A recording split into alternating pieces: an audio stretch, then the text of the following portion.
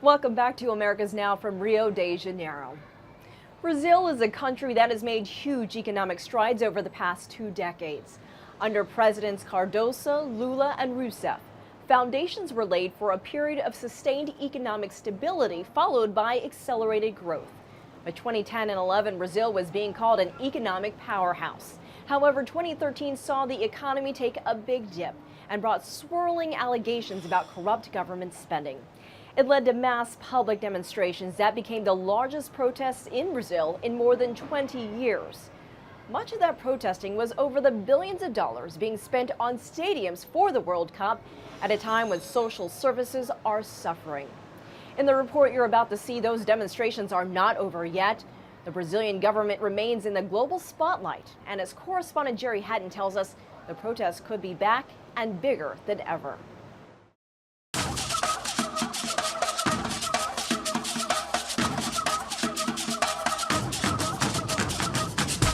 This is the Brazil the country's government wants you to see. A people welcoming the world and the World Cup. But beyond the music, there's a lot of anger. For months now, it's been drowning the music out.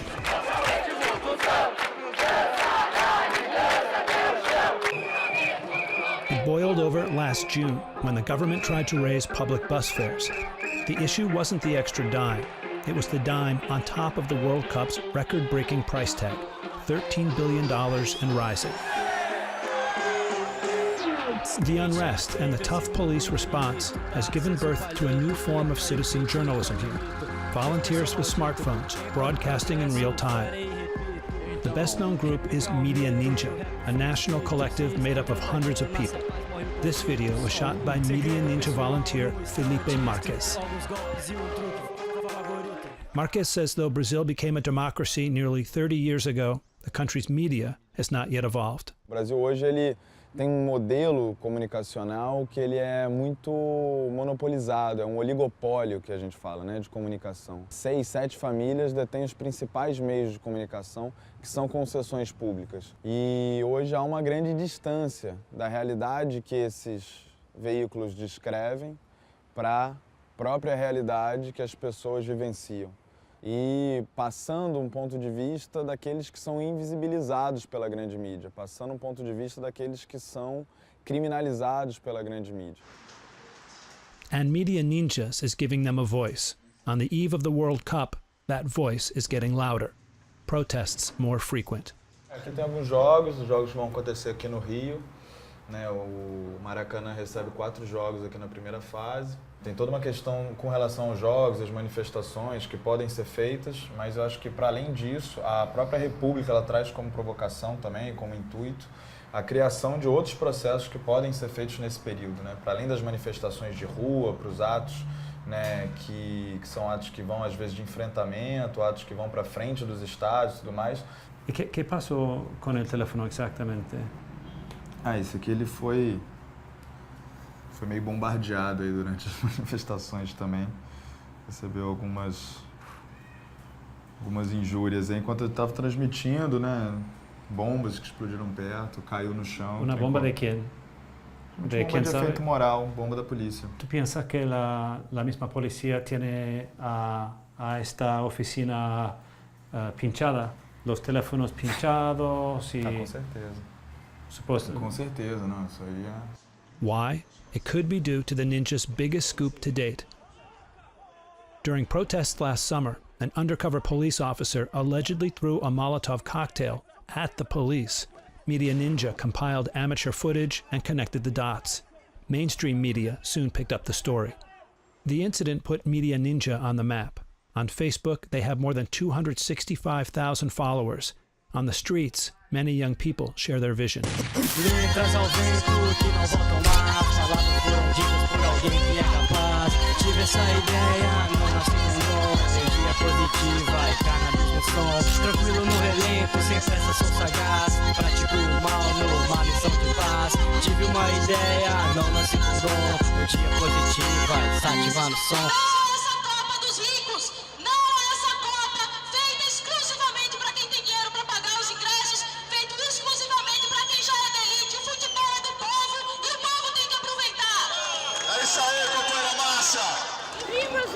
historically have problems, social problems, like we don't have education, we don't have public health, we have a very small salaries, and we have a great deal of people in conditions of poverty. When they decided that they would bring the Cup here, the government said that they would bring the Cup because it will bring development to Brazil. But that's not what happened, because all the money was spent by building the mega stadiums and invested on tourists.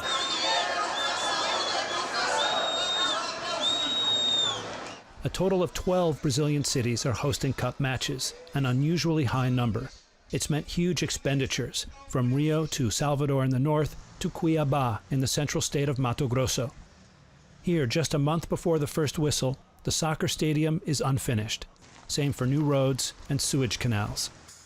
Delays plus widespread allegations of embezzlement of World Cup funds fuel the protests.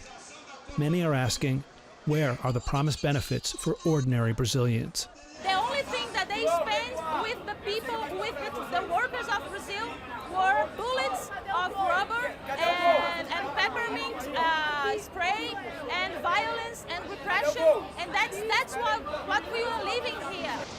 The tourists, the soccer fans, are pouring in. Brazil's government says the country is ready for them and safe.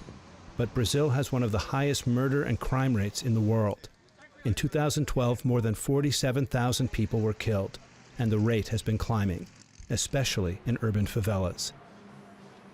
For decades, the favelas have been home to millions of hard-working Brazilians, but also to criminals and heavily armed, violent drug gangs. When Brazil won the right to host the World Cup, it set out to retake control of the favelas, to pacify them, to keep the bad guys a safe distance from sport and spectator. Pacifying the favelas has fallen to Brazil's military police, as well known as the drug gangs for their violent tactics. But the MPs say they're changing. They hold up the Salgueiro favela as a success story for community policing. One rule of thumb on this beat: keep your hand close to your weapon. Commander Carlos Eduardo says some drug traffickers are still here. Moving through the favelas is dangerous, difficult work.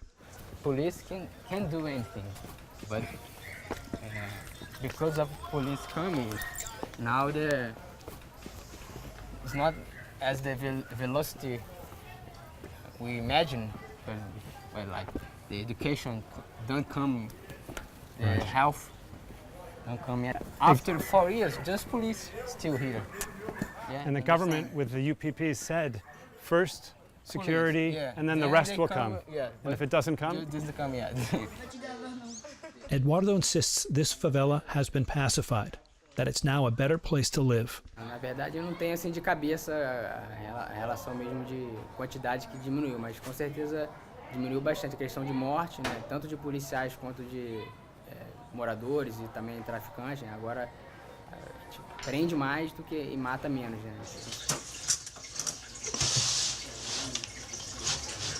Some residents of Salgueiro are happy about that. Antes você tinha que saber onde você pisava, agora você já pisa com mais tranquilidade, não é? Você se sente pouco mais seguro. It sounds like you have a pretty good relationship with the people in this particular favela. We visited a couple of other ones, bigger ones, where the people seem to be quite afraid to talk with your colleagues. Where does that dynamic come from? Where does that fear come from? Acho que eu acredito que o medo é pelo aquele histórico todo que a polícia tinha de entrar e troca de tiros e policiais baleados, moradores baleados. Então tem toda essa história de anos de violência que a gente não sabe que não muda de uma hora para outra. Então, por isso que a gente tenta, aos poucos, mudar essa imagem da polícia dentro da comunidade. Especially when the police brutality is ongoing. In late April, during a protest in another Rio favela, police beat and shot to death a well-known dancer from a popular TV show. Authorities first said Douglas Rafael da Silva was a drug dealer, but it appears he simply got caught in the crossfire. An even bigger protest the next day turned violent. At least one more person was killed by police. 3 weeks after the incident, we go into the favela with a couple of media ninjas, the citizen journalists, que além de uma pessoa completamente inocente, que não havia nenhum envolvimento com nenhum tipo de crime, foi assassinado porque a polícia militar tem a política de primeiro atirar e depois perguntar.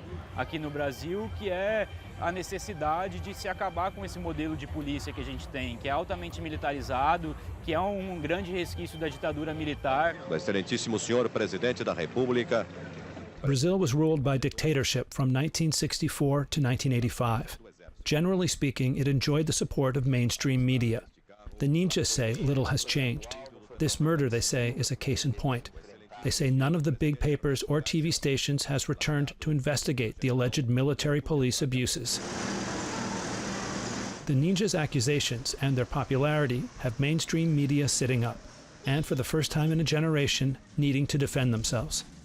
This is the office of O Dia, one of Brazil's big daily newspapers. Depois do assassinato do Tim Lopes, um colega nosso muito querido, o nosso acesso às favelas ficou muito mais difícil. Passamos a ser vistos também como inimigos por parte dos traficantes, que antes eles contavam muito com a gente para denunciar as arbitrariedades da polícia. Agora, acho que quando eles dizem isso, os ninjas dizem isso, eles estão sendo ou desinformados, ou injustos, ou atuando com muita má fé. Até porque eu duvido, a maior parte deles nunca entrou numa favela. O que eles sabem de abusos policiais, de crimes cometidos por policiais em favelas, eles leram aqui nos nossos jornais, eles viram nas reportagens que nós colocamos na televisão. Molika says he applauds the ninjas for their work exposing police brutality, but he says on the streets, the citizen journalists turn on them. Ser agredido pela polícia já é uma coisa tradicional. Agora, nas manifestações do ano passado, o que nos surpreendeu é que muitas vezes a agressão partia desses novos jornalistas, desses novos colegas. This choppy video was shot by the media ninjas. In it, an O Globo reporter is heckled by the crowd. O Globo is Brazil's largest media conglomerate.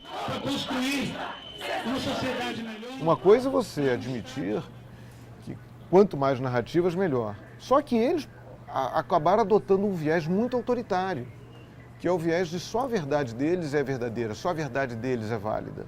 The media ninjas deny they turn crowds against mainstream reporters. They say they're just showing things as they are, and as they happen. Raw, unedited, in real time. Like at this pro-marijuana rally on Ipanema Beach. Skate é atrito, esse mundo infinito, tá aceso o palito que atraiu o bendito, admito, dispersou maldito, em prol do progresso, farei e repito, então, replicar o mito que o rap foi escrito, se escreveu tá dito, nasce a paz, morre o conflito, só um. Pelo Brasil, psicodélico, psicodélico! O que haces? Tecnicamente, qual é a técnica? É um aplicativo, agora eu tô transmitindo em tempo real, com um aplicativo que se chama Twitchcasting, tá baixado no celular aqui, e que com ele a gente vai vendo os comentários que são feitos, né? As pessoas estão acompanhando e interagindo com quem está em casa, com quem está assistindo. Protest is eventually broken up, not by the police, but by rain. Conoce Media Ninjas? Conheço. De onde? Já assisti vários vídeos de cobertura de manifestação e tal. É uma opção de cobertura sem grande poder da mídia. Sem censura, né? Que os meios tradicionais a gente tem um oligopólio de mídia, a gente tem 6 famílias que controlam toda a mídia do país, então é importante você ter a mídia independente, com cobertura independente, sem um viés de uma grande corporação por trás. That belief extends beyond traditional media outlets. The ninjas say Brazil's journalism schools are factories, churning out mouthpieces for the status quo. O tipo de atuação da mídia ninja, transmitindo sem corte, sem edição, primeiro, é uma proposta que eu acho equivocadíssima, porque duas coisas que o jornalismo é, né? É apuração e edição. E eles não apuram, eles documentam, é diferente, né? Você chega numa situação de conflito e chega, inclusive, com a câmera, com o celular encostado na cara da pessoa, o que é uma atitude provocativa, inclusive, né? Então você passa a ser um personagem daquela cena ali, o que eu acho uma coisa problemática. Staying neutral. That's not the ninja way. This is another example of media ninja scooping the old guard. The police clearly go too far in apprehending this woman. But who is she exactly? What has she done? The clip embodies both the triumphs of Brazil's citizen journalism and its shortcomings. It also shows how divided Brazilian society is. You see it even where community policing is supposedly working best. While patrolling with military police, officers make an arrest. They nab a street dealer, a kid, with a small amount of cocaine in his pocket. He's taken away for questioning. Eu quero meu neto! Eu quero meu neto! Eu quero meu neto! Moments later, at the station, the boy's grandmother appears. Her state of fear is telling. Eu quero meu neto! Se chegar pra mim e falar deixa uma nona, assim como se ele fosse um nada. Ele não é um nada. Ele não é um nada. Ele não vai ser um DG. Presta bem atenção. Não vai ser um DG, não vai ser um Amarildo. Esses que vocês matam pelos cantos. Tá? Que ninguém sabe. This woman assumes the worst, especially now with pressure on authorities to make problems like this go away, or at least to keep them away from fans during the World Cup. Though things are calm on Brazil's streets this night, protesters pledge they'll make their voices heard come match time.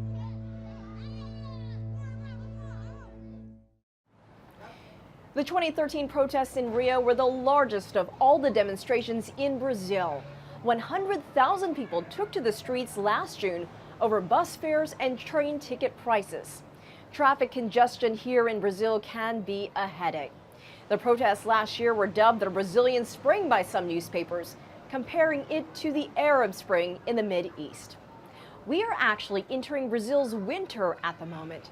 Summer here runs from December through March, but don't be fooled, the temperatures here are always tropical, rarely dropping below the 70s. When we return, we'll ask one of France's star players about playing on Brazilian soil.